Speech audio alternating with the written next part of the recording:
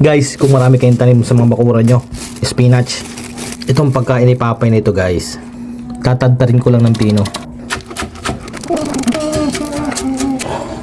Ayan, pinapatuyo natin yung konti.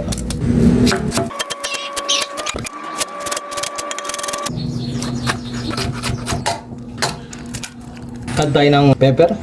Yan, konting magic sarap. Then, add tayo ng konting salt. Then, saka natin nalagay ating spinach guys. Yan. Mix well. Pag ganito na guys, pwede na nating prituhin. Tingnan natin kung nakakalabsan. Alright.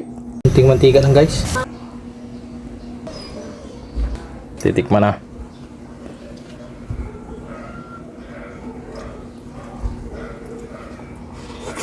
Ang lasa.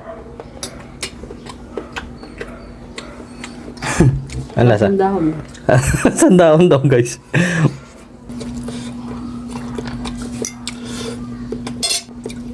Mahap kayo.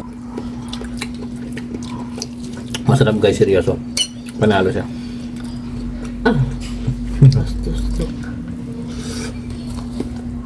Hindi nakuha sa kamay.